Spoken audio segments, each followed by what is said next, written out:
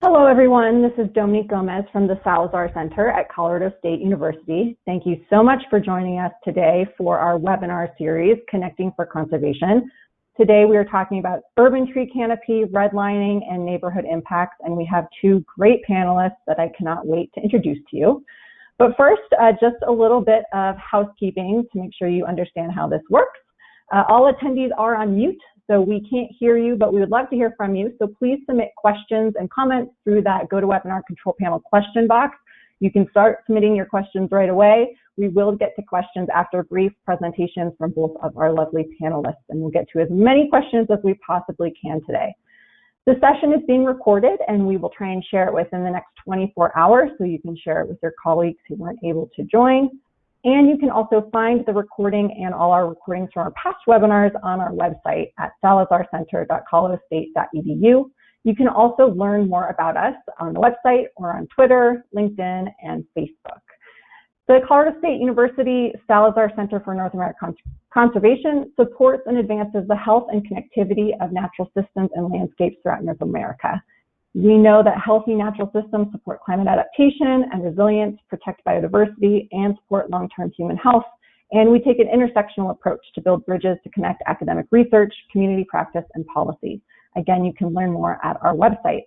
And this webinar is part of our Connecting for Conservation series. We've done a series over the past year exploring everything from climate adaptation and resiliency, cross-border work, equity, biodiversity, and today I am so excited for this topic. So today we are talking about urban tree canopy and redlining. We're going to discuss the continuing imprint that redlining, which is a system of historical racism in housing, has had on urban tree canopy and heat in cities throughout the United States. And this has really been a great opportunity for me personally to explore topics I'm passionate about. Earlier this year, I was fascinated by research by one of our panelists, Jeremy Hoffman, who I'll introduce in a few minutes, that showed the relationship between redlining and land surface temperatures in different neighborhoods in the United States, due at least in part to unequal tree canopy coverage. I had just finished the great book, Color of Law by Richard Rothstein, that I definitely recommend if you haven't read it. It documents how racist policies at the federal, state, and local levels segregated America, and not only continued well into the 20th century, but also have lasting effects on Black Americans today. This topic is just one more example of the myriad ways that the fight against climate change and racial injustice intersect, and I'm so honored to have two amazing humans join us today to discuss their work. First, I'm very excited to introduce Cate Mingoya. Cate is Groundwork USA's Director of Capacity Building. In this role, she works to strengthen the Groundwork network and provide technical assistance and support to brownfield remediation projects across the United States. She holds a Bachelor of Arts in Biology from Reed College, a Master of Science Education from the City University of New York, and a Master of City Planning from MIT. Cate, thank you so much for joining us today. We are so excited to have you. Thank you. I'm so excited to be here. I'm just going to pull up my presentation and hopefully that'll work for you folks and you guys can see it. Thank you so much for joining us this afternoon. I'm really excited to be in conversation with you, to be in conversation with Jeremy later on, and to talk to you about why our cities are hot, wet, and racist and what we can do about it. First, I'm going to tell you a little bit about where I come from. So I work for Groundwork USA, which is the national support organization for 21 independent, people-centered environmental justice nonprofits across the country. We're usually in the second or third largest city in the state. So I encourage you to go online and Google us, see if there's a local groundwork trust near you, and get involved. And generally, while we're 21 separate trusts across the Groundwork network, we do share a common mission of helping residents to improve their access to clean, healthy green spaces, access to clean, healthy urban waterways. We're often the urban tree planter for the cities that we're in, and we have a number of urban farms that we run, CSA type programs, and most recently have been shifting into issues of climate resilience and climate mitigation.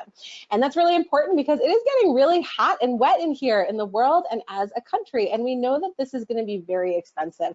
The National Climate Assessment estimates hundreds of billions of dollars per year in lost labor costs, in property damage, and in mortality from extreme heat and precipitation. And we know that the consequences of extreme heat and extreme precipitation are not being felt equally. They're not being felt equally from state to state, from city to city, and not even within the same city. And I'm here to tell you that that's not a coincidence. A couple of years ago, one of our trusts, Groundwork RVA, got to work with Jeremy Hoffman on this really neat project called Throwing Shade, which uses citizen science to explore the urban heat island effect in Richmond, Virginia. And so we were inspired by that to look at a number of other cities in our network and ask the question, is there a relationship between historical redlining and modern day risk to heat and flooding? So we gathered together 5 of our trusts, Groundwork Rhode Island, and we're working in the cities of Pawtucket and Central Falls, which are just north of Providence, in Groundwork Richmond, Virginia, Richmond, California, Denver, Colorado, and Elizabeth, New Jersey. And went to the National Archives, got these redlining maps, digitized them, and I'm going to talk a little bit more about how we put together the Climate Safe Neighborhoods Partnership. And I encourage you also to check out our website to learn a little bit more. Now, if you're not familiar with redlining or you're a little rusty and it's been a while, I'm going to give you a quick 45-second primer. We're going back in time. It's the Great Depression. People are suffering. The federal government is looking at a package of options to help alleviate the financial strife that people are going through. So they come up with this idea of federally backed mortgages as a way to encourage people to buy homes and build intergenerational wealth. You know, that home ownership is a really important method in our culture of building intergenerational wealth. And the idea behind it is that if you're a lender, you're going to make a loan to someone to buy a mortgage, and if they default, the lender's not picking up the tab, it's the federal government. So again, this is just to encourage and make lending a little bit easier. But the federal government needed to figure out which ones were they going to back, which ones were going to be risky bets and which ones were going to be safe bets to guarantee. So they established the Homeowners Loan Corporation, which took a responsibility of many cities to create these risk assessment maps, like this one on the screen on the right-hand side. This is a risk assessment map of Brooklyn, New York. And they were looking at which areas were risky and which ones were not. So if they found neighborhoods that were predominantly Black and brown, that had low quality housing stock, they shaded those areas in red or redlined them, and those were considered D-grade neighborhoods and too risky to make loans. If you were in a neighborhood that had quote unquote the right kind of white person, and I'll talk more about that later, and high quality housing stock, your neighborhood was outlined in green or green lined. And you might say like, okay, well, what are the downstream consequences of that? If you are someone who's living in a redlined neighborhood and you own a property there, you're in trouble because people are not going to find it as easy to get access to debt to buy your property. So you can't sell that property. If you live in a red-lined neighborhood and you're Black and brown and you want to move to a blue-lined neighborhood or a green-lined neighborhood, you're out of luck because the realtors, the residents, the lenders, they're not interested in having you in those neighborhoods and potentially downgrading the rating of that neighborhood and thus downgrading the property values in that neighborhood. So you see a tremendous financial disincentive to investing in neighborhoods that are considered quote unquote in decline, these redlined neighborhoods. You see absentee landlordism, you see folks who are abandoning their properties, and you see the city slow to invest in things like parks and trees and upgrading sewer systems. So you see a pretty big change in the urban form connected to the financial incentives that are made available through this federally backed mortgage program.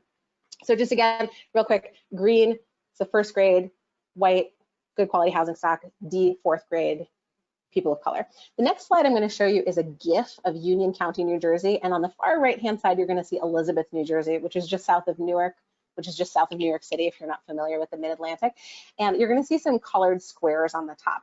Those are the digitized redlining grades. And I want you to find a red one and keep your eye on it. This green is tree canopy cover as of 2016. This gray is impermeable pavement, so like roadways, driveways. And then this is relative heat within the city, this heat map. Now find a green area. Keep your eye on the green area. Again, tree canopy cover, impermeable pavement, and relative heat within the city. Now it's kind of hard, like as an eye test, to tell exactly what's going on. So I find this graph to be really helpful. These are the Climate Safe Neighborhood Partnership cities.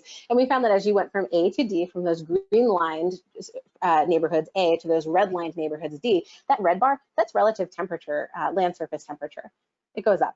That impermeable pavement, that gray line, those gray bars, that goes up. And then tree canopy cover, those green bars, goes down pretty precipitously. And you might say, well, okay, I get it. There's tree canopy cover differences and impermeable pavement, but what does this have to do with race now? well, you know, the Civil Rights Act outlawed redlining. Why does this relate to anything? Well, today about 75% of those neighborhoods that were degraded in the early 1930s are still low and moderate income neighborhoods today. And about 64% of those areas are still minority neighborhoods. So as James Baldwin says, the past is not past. At this point, if you are familiar with things like education and health disparities, you're probably disappointed but not surprised at this information. But you might be wondering, you know, how did you make decisions about where you were going to focus your efforts? Well, one of the ways we did that was through the development of a heat vulnerability index. We looked at the relative land surface temperature and found those areas that were relatively hot compared to other neighborhoods, and then evaluated the adaptive capacity or income levels of residents. And when you think about adaptive capacity, it's things like, can you afford the utility bill to cool your home when it's way hotter on this side of town than the other? Or do you have money to help you with health insurance so that you can weather some of the health effects that are happening related to the urban heat island effect? And then we started our organizing process. So in each one of the 5 cities, the goal was for the trust to organize a broad coalition of stakeholders to learn about why their communities look the way that they do. Our neighborhoods don't look like this by accident, and that means that they're not going to change by accident. So it was really important to understand that history. And another important thing to note is that redlining itself did not create segregation. It just codified and legally enforced long-standing methods of segregation. The next step was to work with residents to prioritize mitigation measures to help reduce the threat of extreme heat and extreme precipitation in their neighborhoods, and to find a harmony between what is going to help keep the sun off your back and keep the water out of your basement, and what's also going to improve your quality of life in that neighborhood. So those mitigation measures don't only need to be effective, they also need to be culturally complementary to the way that people interact and engage in their urban form. The next phase was to build the capacity of residents to intervene in policy and planning systems, intentionally, unintentionally, doesn't matter. Very often residents don't have a seat at the table within the decision-making processes around how money is spent to improve the built environment. So it was really important to build the capacity of residents to understand, how does the master planning process work? What does the city council do with their budget, and help them find opportunities to intervene in these policy and planning mechanisms so that residents are able to self-advocate for a more equitable distribution of resources to help address the issues of extreme heat and extreme flooding. An example in Denver, a few ballot 2A, which creates a steady stream of tax revenue for parks, creation of parks, and for capital backlogs, done in about a 5-year cycle. And so Groundwork Denver got together with residents of the Globeville neighborhood, business owners, and the Globeville Housing Coalition to look at what their community looks like, to understand the history, and then to start envisioning the future. One of the things the residents wanted to do was say, like, gosh, you know, it feels real hot over here compared to just taking a bus across town. So let's look at the tree canopy cover. And they found that there was a lot more impervious surface in their neighborhood than there was in neighborhoods just a bus ride across the river. So the residents have a really concrete ask of that ballot 2A process. They want 10,000 trees planted in the Globeville neighborhood in 10 years. That's something that they think is going to be helpful with dealing with the urban heat island effect, and something they think is going to be helpful in helping them to enjoy their neighborhood in a way that is complementary to their community structure. One more example, in Richmond, they are going through their Richmond 300 planning process. It's a master planning process for the city. And residents were really interested in having the city in its environment section prioritize the installation of other mitigation measures around heat and flooding in neighborhoods that have a high vulnerability index. And sort of at the time of this presentation, they were successful in having that put into the draft plan, and fingers crossed it's ratified, and some of those neighborhoods will be prioritized. In all of this, we got thrown a little bit of a curveball this winter, and I think all of you know what we're talking about. The residents in the neighborhoods that we're working in are facing this huge triple threat. There's the climate crisis, which we know of, it's predictable, we know it's getting hotter, we know it's getting wetter, we know it's getting weird, but then COVID-19 came along, and we're finding that a lot of those neighborhoods that are suffering disproportionately from the climate crisis are also suffering disproportionately from COVID-19, and then also from the recession that we're currently in. And you know, I'm here to tell you, I do not believe that it is a coincidence that we're seeing those overlaps. Those historic patterns of segregation, of isolation, have led to downstream consequences that affect people's health, wealth, and safety. This I think is really interesting. So Richmond, California actually did not have a redlining map because it was this like tiny little hamlet around the time of the New Deal. But there were a lot of black migrants that moved from the east to the west to Richmond because they have an oil refinery and shipyards, and they wanted to participate in that economic opportunity. The federal government did create policies to segregate residents into this space called the Black Crescent. So Black residents had to live in housing in that particular area. So that's what that Black Crescent outline is. And then in brown, we have overlaid asthma rates as of 2016. And so it's not a perfect fit, but you can kind of see that there's still that relationship just by an eye test, that there might be a relationship there. And just something that's important to know is that out to the west is an oil refinery, and then running along the right of the side of the Black Crescent is a rail yard, which moves some of those petrochemicals. So definitely an environmental justice issue that's there. Next, summer is here. It's already really hot. I don't know if you can hear the fan going in the background. It's real hot where I am in Boston. And we know that within the same city, you can see pretty dramatic temperature differences, on average about 4.5 degrees Fahrenheit between neighborhoods that are in the same city. That's a lot. That's the difference between turning on your air conditioner and not. That's the difference between a $100 utility bill at the end of the summer and a $250 utility bill. That's the difference between hanging out and enjoying your porch on a summer evening and ending up in the hospital because of a heat-related cardiac event. So the consequences are pretty big. And a lot of the mitigation measures like trees that residents are interested in, they're gonna be really useful. This is right outside of my apartment, about 20 minutes north of Boston. And this tree is gonna be amazing. It's gonna be the bomb in like 15 years, but right now it just casts this really anemic patch of shade. So it's not super useful now. And the summer toolbox that we have to help people deal with extreme heat is looking pretty anemic right now. Some states are not opening their splash pads, which denies kids an opportunity for wet and safe recreation. It's probably not a good idea with COVID-19 for us to cram a number of elderly residents into a room to cool down. So how are we going to keep them safe? And then these increased utility bills, if I've lost my job because of the COVID-19 crisis, how am I going to make sure that my family is safe in our home? So at this point, you're probably feeling a little bummed. You're saying, Kate, I did not sign up for this. I can guarantee you that there are ways for grassroots efforts to meet community need. We can do this. It is possible. Hope is not lost. I do want to temper expectations so that there's no panacea. There's no single 100% solution that is going to help us to keep everybody safe from heat and wet. And instead, we're looking to compile 101% solutions. So I remember earlier I talked about the long-term goals of the Climate Safe Neighborhoods partnership, and that is to reckon with our past and change the way that systems are organized so we have a more equitable distribution of resources. In the short term, we need to think about grassroots mitigation measures that respond to what people need on the ground. Those are things like AC swaps. Maybe there's a person or a business that's not using their air conditioner. Can we get that into my grandma's house? Can we paint white roofs onto apartment buildings to lower the urban heat island effect and reflect some of the heat off? And another one that I'm interested in too that our trusts are working on is helping to bring climate justice to transportation justice. If you're someone who is a worker who relies on public buses, for example, it might be 95 degrees outside and you're standing waiting 15 minutes for a bus. That's going to put you at a lot higher risk for heat stroke and for other ailments. And then also it's just miserable to experience. Can we create bus shelters and green areas along major transportation routes to make things a little bit more palatable for people in the short term? So short term, long term, we want to change systems. Short term, we need mitigation measures.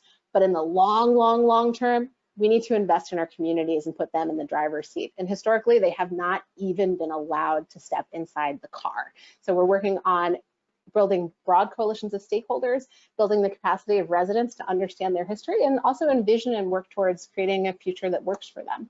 So that's all for now. Thank you so much for listening, and I'm really excited to continue the conversation. Check us out, groundworkusa.org, and please feel free to send me an email. I love talking about this stuff and would love to chat with you.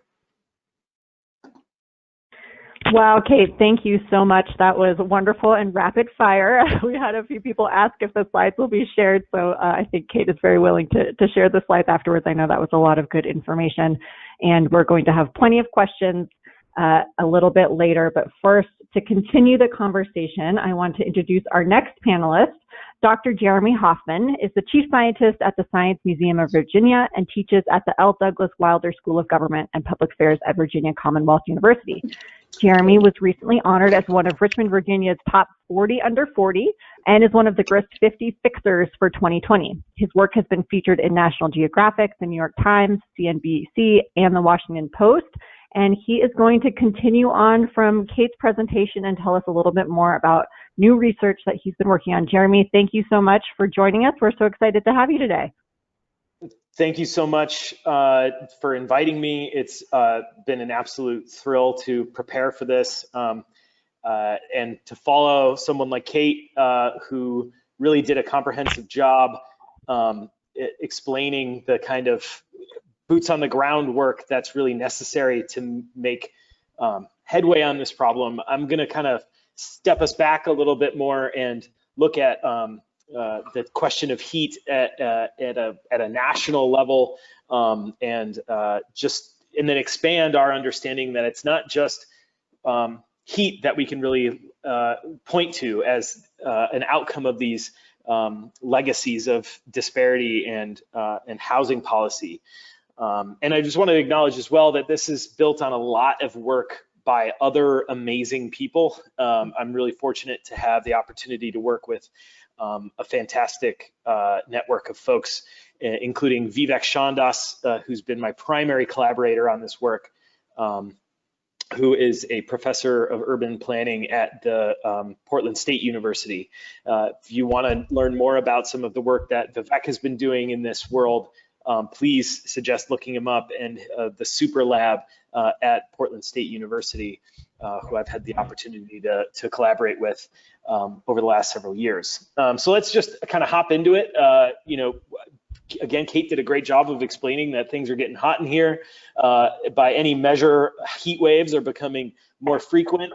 They're becoming longer in duration by the actual length of time that certain temperatures go above a particular threshold. They're more intense. The heat waves are becoming, they get hotter than a certain threshold that we might assign to them.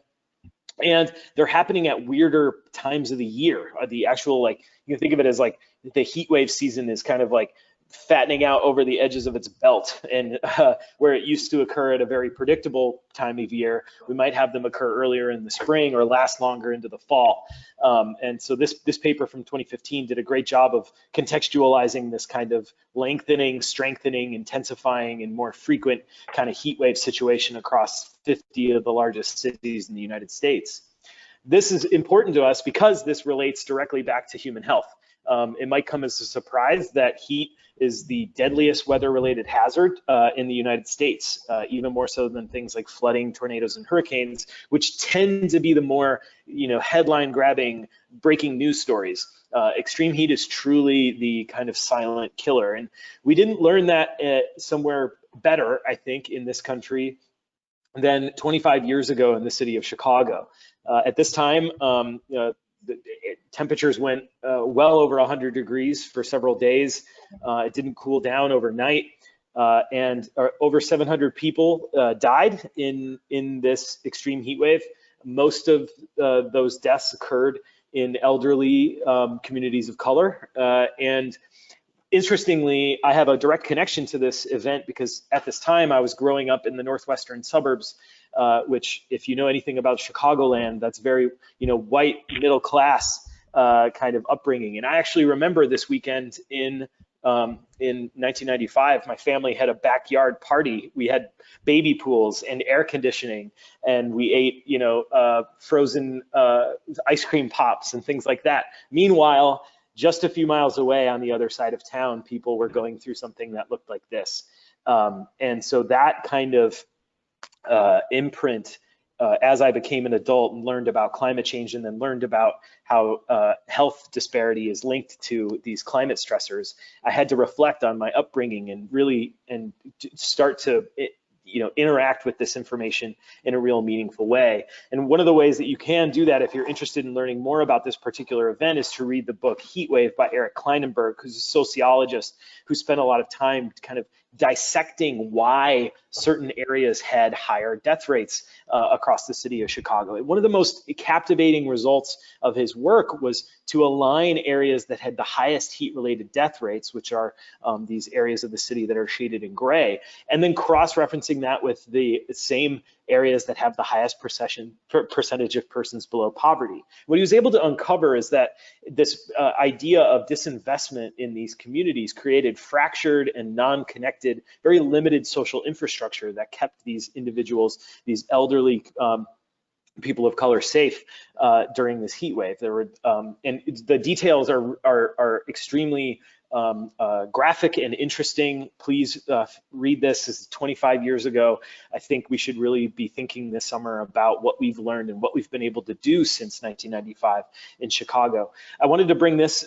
This is another map from that same study, which doesn't just select by the highest death rates per 1,000 people, so you can kind of see the distribution of it across the Chicagoland area. Now, I want to kind of ping pong off of what Cate almost ended with in her presentation, in that now we see these same things playing out from 25 years ago. Those heat wave deaths are now playing out as higher COVID-19 burdens. This is from the City of Chicago's COVID-19 dashboard, and I'm showing here the percent positivity from a few weeks ago. And those darker colors have higher rates of percent positivity in their tests. And then if you just look at the general number of cases, those same areas are some of those same areas of the city that experienced the highest death rates in the 1995 heat wave. And in a study from just a few years ago, those are the same areas that continue to experience significant underinvestment by several different types of policies and things like that. So over here, we're looking at different colors, where brown is negative change in socioeconomic status, meaning they're suffering serious declines. Some of those same areas are already in extreme poverty and have remained that way. So this, again, is just to give you some context as to why I think I got involved with some of this research, and then now having to see the connections between outcomes completely and otherwise unrelated to climate change, but nonetheless pointing to something that is systematic and underlying the very fabric of the neighborhoods that these things are occurring in. So in the interest of just getting us back onto the heat story, because we're going to go to Richmond, Virginia now, I'm going to fly into this picture, and I want you to put this in the chat. And I know I won't be able to see it, but put it in the chat. If we were going to fly into this picture, like on the Magic School Bus, where would you go to find the hottest place to the touch? So start putting your answers into the chat, where you'd go to the hottest spot to the touch. And then at the same time, think to yourself and put in the chat where you would go to the coolest spot to the touch. Just to try and have a hypothesis. You didn't get a chief scientist from a science museum on a webinar and not expect to form a hypothesis. And so I hope many of you were thinking to yourself, well, maybe there's something about the built environment to where these hotspots are, and maybe there's something about natural environments that cause cooler spots in our city. And that what you learned from Cate in her presentation holds out here. But I want to show you a very highly detailed thermal image of this same landscape. And so the brighter colors here are those surfaces that have higher temperatures, and the darker colors are the cooler areas. Of course, under that big mature oak tree, that's the coolest spot. The surface temperatures there are somewhere around 90 degrees Fahrenheit. On the flip side of that, in the middle of this big sticky asphalt, very highly impervious, a very dark surface, very hard, that is about 170 degrees Fahrenheit. So we're talking about almost 100 degrees difference between these two surfaces, only a stone's throw away from one another. But some other really interesting things emerge from this picture, such as this green grass, this non-native European grass that we put everywhere in big open spaces, is as hot as the sidewalk during a drought. So you can see these surface temperatures are about the same as the sidewalk. We put these same grasses in some very common public areas. Whereas this native plant garden, these are all Virginia native plants, and because of their very long root systems, very deep root systems, are actually able to tap into subsurface water systems that allow them to continue to evapotranspire even during these heat events very late into the summer here in Virginia. And then in the parking lot here, you can see the different colors of the cars have an outcome on what's being transmitted or emitted back to the sensor that I'm holding on my phone, a FLIR camera. And so there's so much to learn just from this one picture. I wish I could spend more time talking about it, but instead I'm going to switch to talking about how we then decided to address this issue in the city of Richmond, because we know that these things differ between these more natural environments and the human environment. So we needed to learn more about how this expresses itself across the entire city. So with a team of collaborators, including the University of Richmond, the Virginia Commonwealth University, Richmond Times-Dispatch, as well as the City of Richmond's RVA Green 2050 plan, which is headed by Alicia Zatkoff, Kendra, and Brianne. They are doing a really amazing job. Please go to rvagreen2050.com, check it out. I'll return to this in a little bit. They're fantastic. It's the equity-centered climate action plan for the City of Richmond, but we also sought help from people that work in the community. Groundwork RVA is still fronted by Rob Jones, the executive director, and Melissa Guevara, who's the program manager. But their mission is to green Richmond, prepare youth for success, improve health and quality of life, and realize racial equity. And if that's not an organization that was already doing climate action in neighborhoods that were systematically suffer from disinvestment, that just didn't know they were doing climate work, it was a really great way for us to meet in the middle and say, wow, we both have really important shared goals for the city. And so that kind of, that I hope frames a little bit about why this collaboration was important, because we had teens from the neighborhoods that we kind of were, in some ways, the hypothesis would be that these areas might be hotter because they have fewer trees. And students like this, Ijana, were able to actually go out and perform the heat campaign with us. We hold these little car flags of science that transmit temperature and location data to a data logger at the same time. Then we send cars around the city all at the same time. We had about 15 cars, a few bikes, all going around the city at the same time during a heat wave. And what this does is allow us, and with collaborations with Portland State University and Vivek Chandas's group, is to then output a map of where hotspots are. And these are not surface temperatures. These are actual air temperatures that people physically walk through and experience in their day-to-day lives. And what we discovered was that during this heat wave in July 2017, that temperatures varied up to about 16 degrees Fahrenheit between the coolest and warmest place at the exact same time on the same day. And that many of these places that were hotter are the, kind of formerly industrial neighborhoods that are more manufacturing centered, but also there are areas where still we remain to be a lot of reinvestment and redevelopment.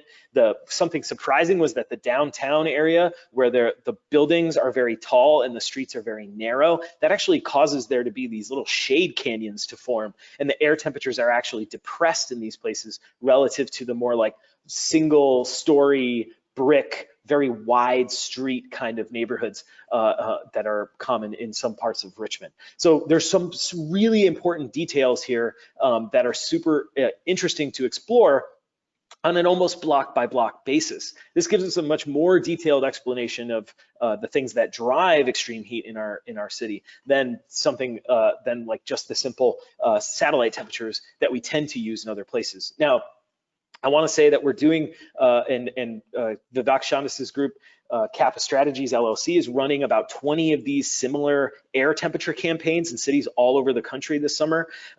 If you're interested in learning more, go to the Climate Program Office at NOAA, the National Oceanic and Atmospheric Administration, to learn more about how the progress of those particular cities are going. But we've done places like Boston and Baltimore and Washington, D.C., and Miami just got done a couple weeks ago. So it's a very exciting thing to know that these sorts of data sets will be available to other people in other places. Anyway, let me get back to Richmond. So when we look at this temperature map, we wanted to follow up and see, well, does this relate directly to people's experience in health outcomes? Because we know from other cities that hotspots may have these disparate health outcomes. So we collaborated with the Richmond Ambulance Authority and asked them to send us a map of where over the last 5 years that they have gone to for heat-related illness responses only. So I'm going to show you a map that reports places where the ambulance is called and visits for people needing help with a heat-related illness.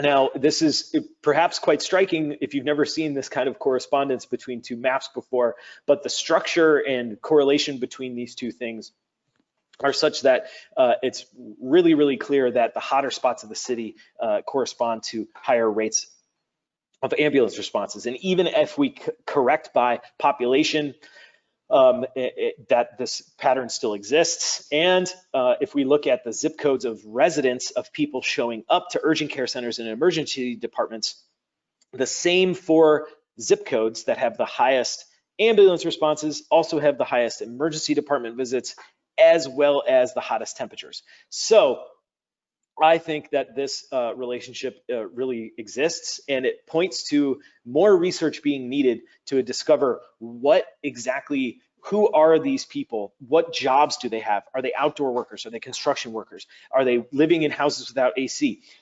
I'll get back to some of that in a little bit, because I think we're onto something here in the city of Richmond that's really transformative, as you heard from a little bit of Cate's work. But to get back to the story of today is redlining. I showed this heat map around to several colleagues, and Duran Chavis, who runs the Happy Natural Day and was the manager of the Ginter Urban Gardener program, took one look at the map and said, well, that kind of looks like the redlining map. And at that time, I was extremely naive to what redlining was. And you heard a really expert information. Cate explained it perfectly, that these redlining maps basically coded entire neighborhoods based along a perceived security for a financial investment, but really it was about the types of people that were living there. And I wanted to dive in a little bit. Here's the overlap between the heat island map and the redlining map.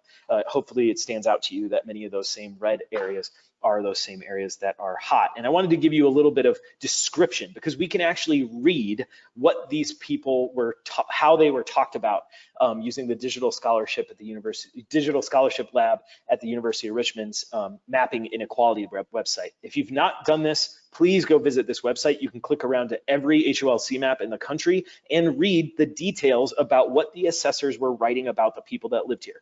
So this particular cluster, which includes Jackson Ward, Newtown East, and several of the, like where Maggie Walker had her bank, and now we have a Maggie Walker statue in the city of Richmond. The type of inhabitant that was talked about in this region was 95% Negro, and had a high number of relief families. Just a few miles away in Windsor Farms, which remains one of the most wealthy and highest property value neighborhoods in the city, the type of people that were listed as living there were the best people. If that doesn't describe to you the kind of underlying opinion of what really drove this residential security mapping, I don't know how else it will. Please go investigate the city that you might live in, or someplace that you know and you visited before, because then the differences between these neighborhoods just become more and more stark.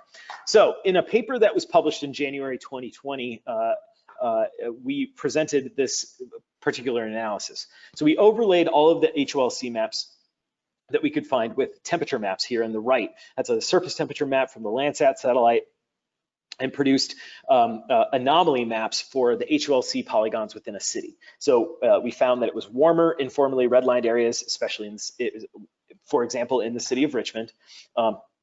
Then we looked at the tree canopy, as you did with your own eyes in Cate's experience, or in Cate's presentation. Those redlined areas experience systematically fewer trees, and at the same time, they have systematically more hard, dark surfaces.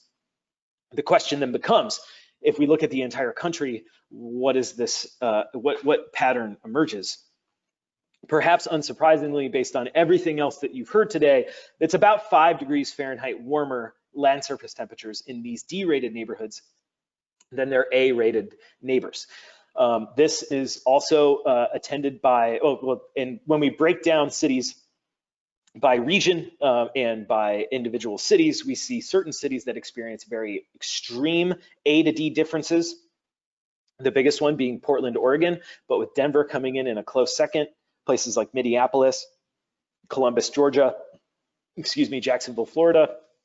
And it doesn't matter necessarily the size of the city, but the discrepancy can be enormous. anywhere between 9 and 12 degrees, almost 13 degrees Fahrenheit differences between those coolest and warmest or those D and A rated neighborhoods. This was from an article published by Sean McMinn and NPR a few months ago. So nationally, that means there's a increase of about 20% more impervious surfaces in these formerly redlined areas, and subsequently about a 15% decrease in the amount of canopy between the formerly redlined and greenlined areas. Now, I'm going to share with you, this is all in a paper that was published in Climate. If you just search Hoffman et al. Redlining Climate in Google, you should be able to find it. It's approaching 12,000 downloads, and having only been published in January, you can see just how important this conversation is becoming. And I'm going to share with you some new papers that have come out recently that support the conclusions that are presented in our paper, including this one, which was in the journal Social Science and Medicine,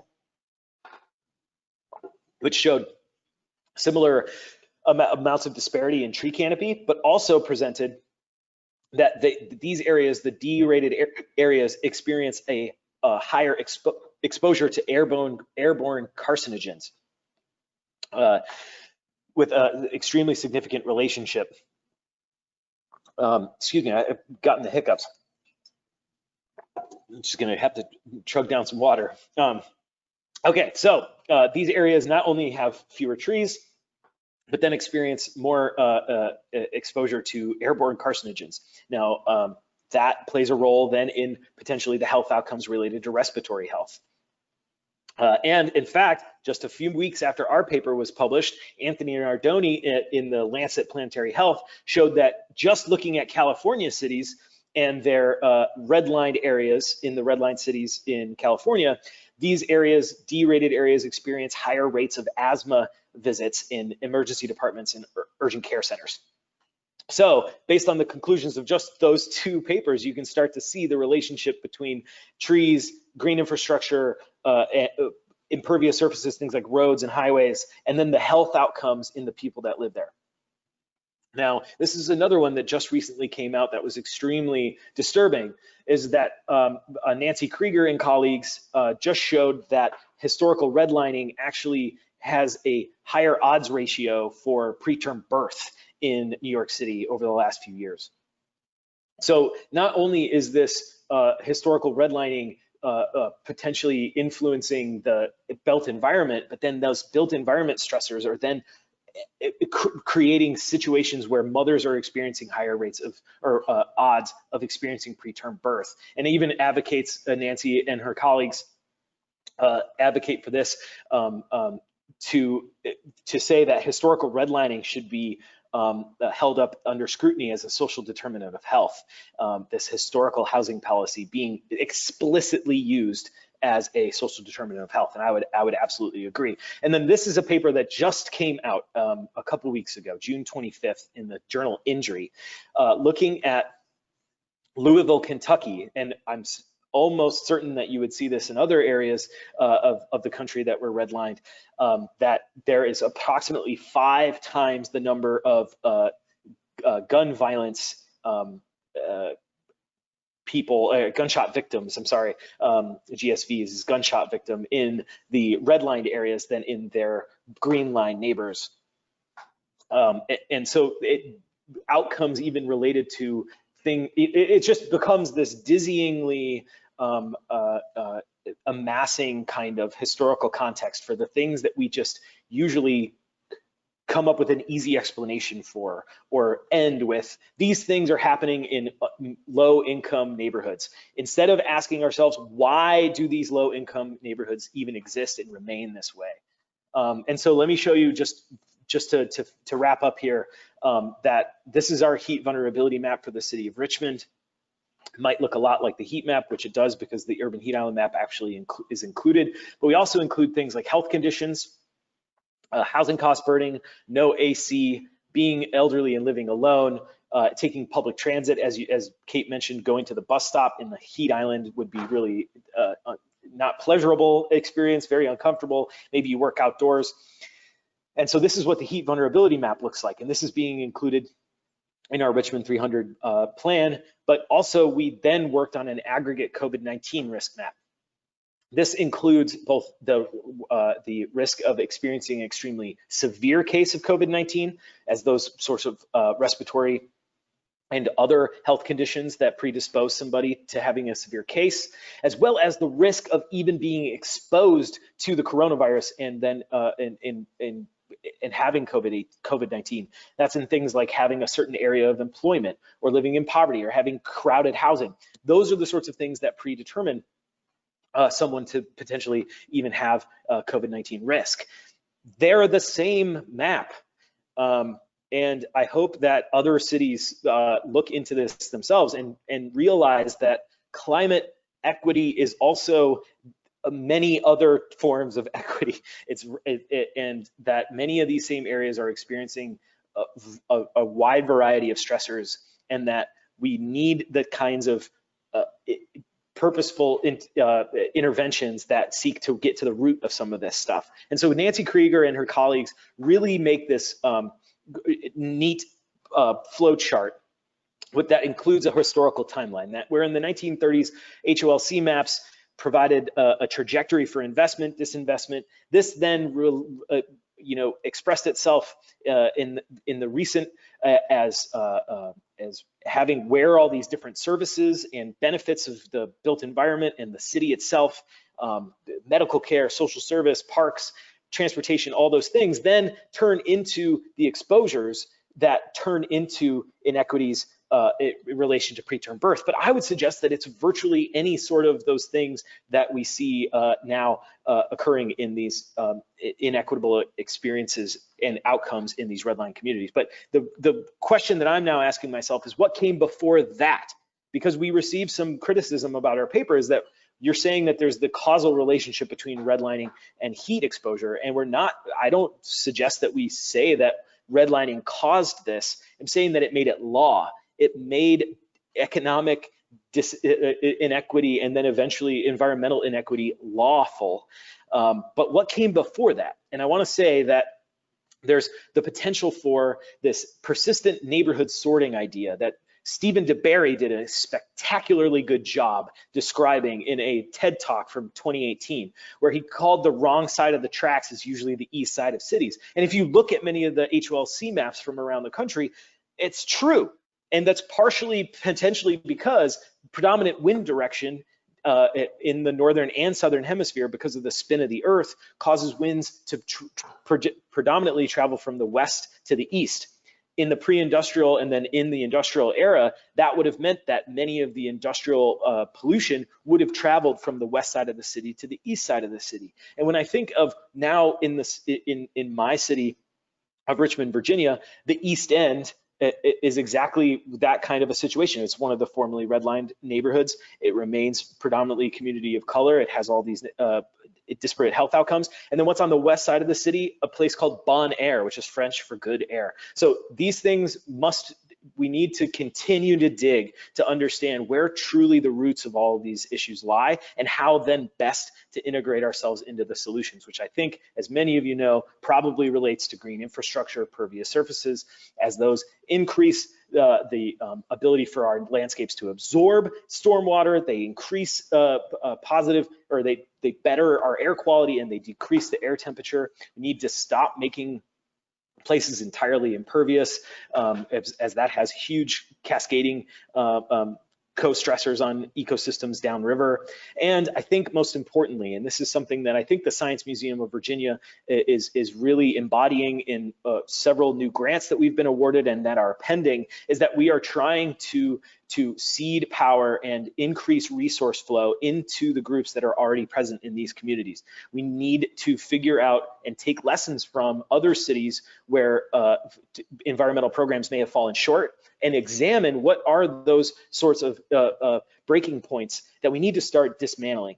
And this paper from Detroit, where they had a tree planting program, many people in lower income and communities of color where they were seeking to plant these trees didn't want them. It was because of this long-term distrust in the city process. And so our programs and groups like Groundwork USA do a very good job of figuring out how to get the groundswell from the ground up. We need to be building coalitions and community projects with the community on board. They need to be in the driver's seat where they haven't been invited into the car before. I loved how Cate said it. And at that point, I'm going to stop, and I hope we can have a little bit of a robust discussion before the end of the hour is up. So thank you very much.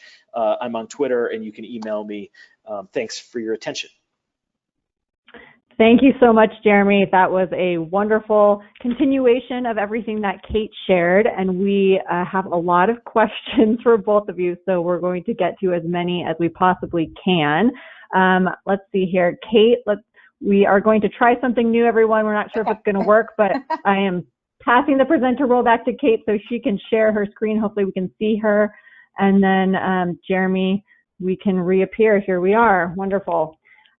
We will get to as many questions as we can. And Cate, if you happen to share your screen, great. And if not, we can at least hear you. There you are. Hey. Wonderful. Yes. Hi, everybody. Perfect. Hello. Good. Well, I hope you're doing okay. I know it's 95 degrees here in Denver. I think a lot of people across the country are realizing the importance of things to address the heat. And so one of the questions I want to get to is, to start off this question maybe for you first, Cate, and then Jeremy would love to hear what you have to say. So trees are one of the answers. What else do communities, if you are giving communities that are the ones disproportionately affected by heat, the power and the resources, what do they want to do? Do they just want an air conditioning? You know, do we have to plant the trees? That's the best answer. What do people really want if we're going to give them the power to say? Yeah, people want things around their home. And I think that is a really challenging aspect of coming up with cookie cutter measures or things that we can bring to scale across cities that are going to help with greening and heat island. I love things like the 10-minute walk campaign. It's great, the idea of being 10 minutes within walking distance of a park. It is a really important strategy for improving access to green space. But what about directly next to your house? And what if you can't make that 10-minute walk? And what about the fact that you have to come home at night and it's still going to be really hot in your area?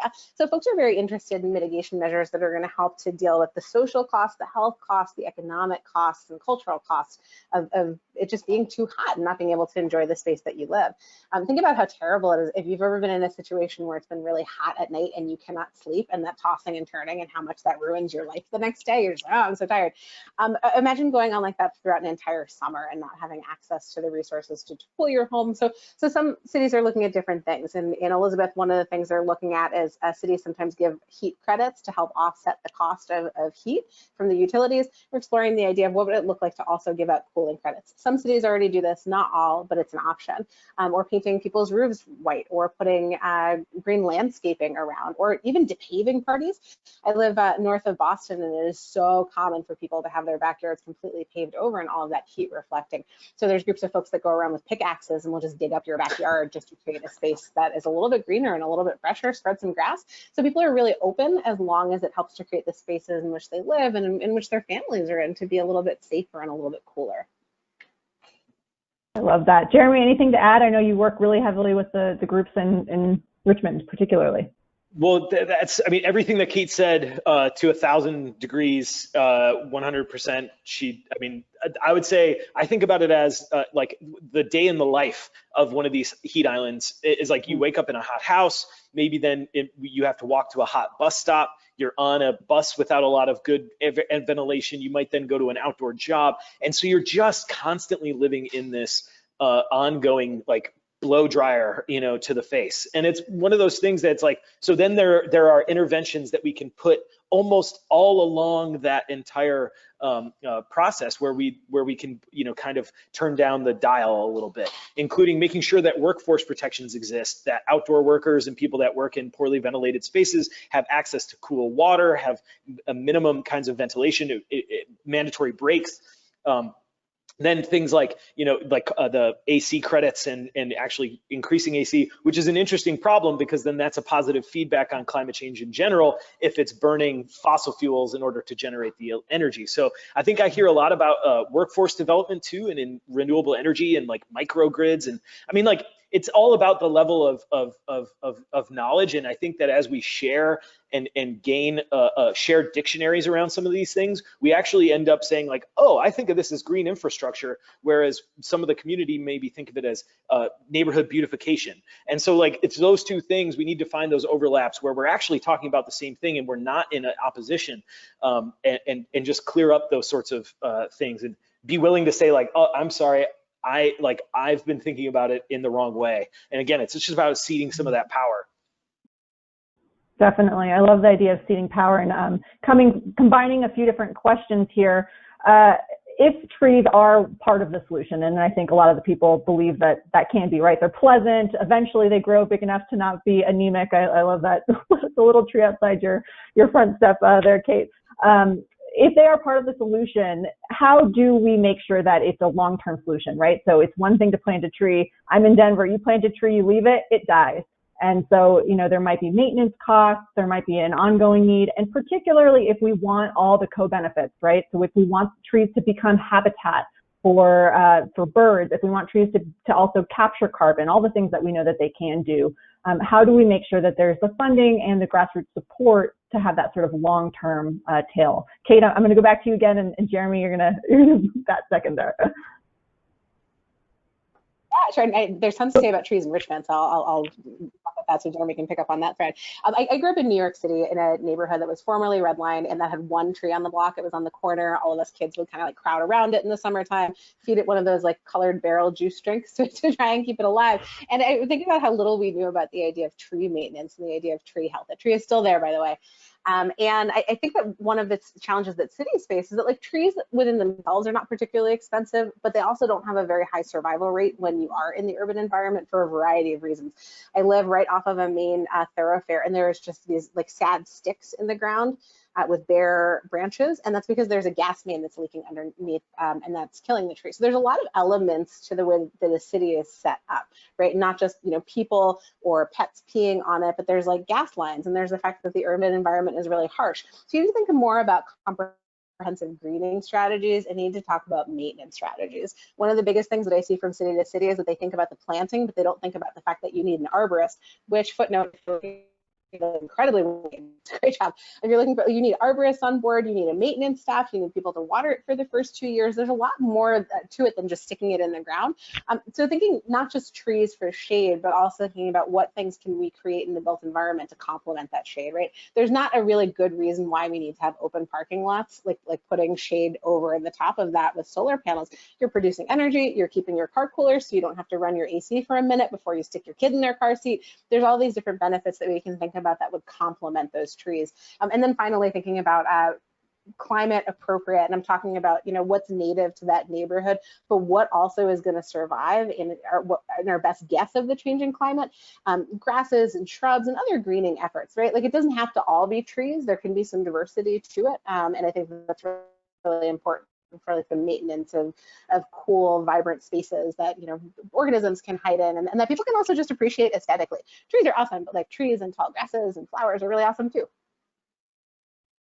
Wonderful. Jeremy, I loved your response, your physical response to some of what Cate was saying. What do you have to add?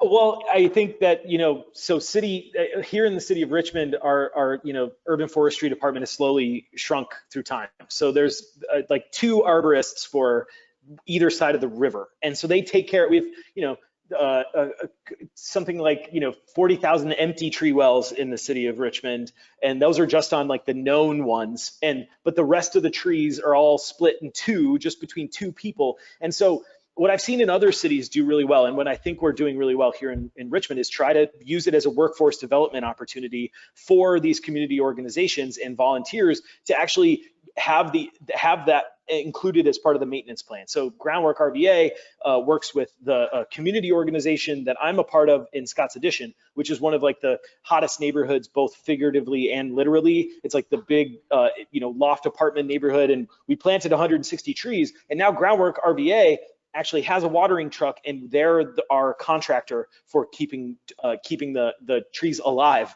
over the first 2 years. And so many of the projects around the city of Richmond are now making use of Groundwork RVA having this watering truck that then becomes a learning opportunity and a job for the teens. go through the whole program. So it's really, I've seen the same kind of thing work out really well in the city of Chicago. They're doing these climate resilient corridors in the west side of Chicago. It's the same area that I showed as having higher rates of COVID and higher rates of death during the 1995 heat wave. It's about forming those coalitions between the community organization that you're seeking to improve and then the city. It's like about just exchanging the need of almost like it's always going to fall on the city to take care of this stuff. And then that breeds distrust in these neighborhoods that don't then see that actually come to fruition. So it's really about creating those community benefits agreements and workforce development opportunities for the groups that might already be there. And what's just really I'm going to do one last. Oh, go ahead. Kate. Oh, yeah, I was thinking about just piggybacking off of the idea of responsibility is that a lot of cities have ordinances that are very strict and will fine residents about the amount of debris that they're allowed to have or the overhang or how high your grass is going to be. Which one is a social justice issue? If you're an elderly resident, if you're a resident who's out of your home working all the time, you're not going to be able to give like lawn care. And also our expectations of what a good lawn and what good greening looks like is very like old school European. I've got a staff to maintain my lawn, which is not something that's going to be really helpful in creating biodiversity.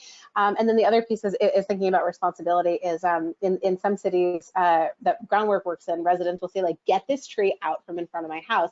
I don't want to have to deal with the leaves.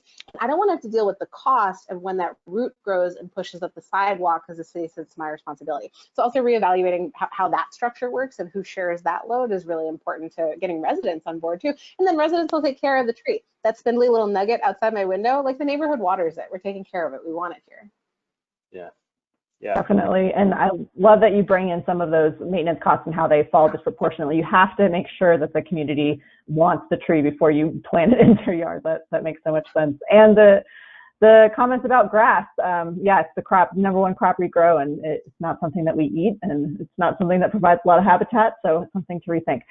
I would love to go over. We are already at the hour. I can't believe how quickly that went. I want to thank you both so much. We could talk about this, I imagine, all day. There's so much more. I want to let everyone know we had lots of questions about all the great resources that you shared. We will share a recording, and we will put together a whole bunch of different links to many of the resources that both Cate and Jeremy talked about today. So you will have lots of things you can pick up, and I will try and pass on as many of these other specific questions to them and let them know your email addresses. So sorry for all the questions we didn't get to. This is obviously a topic of great interest.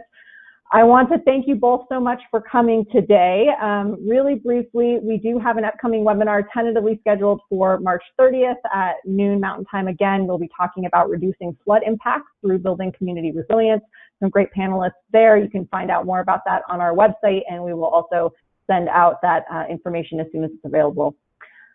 Cate, Jeremy, thank you so much for joining us. It was such a pleasure. I hope you both stay cool and keep up the good work, and just hope we can stay in touch. Yeah, thank you so much. Thanks everyone for joining. Yes, thank you. Thank you very much. Have a good one. Thank you, everyone.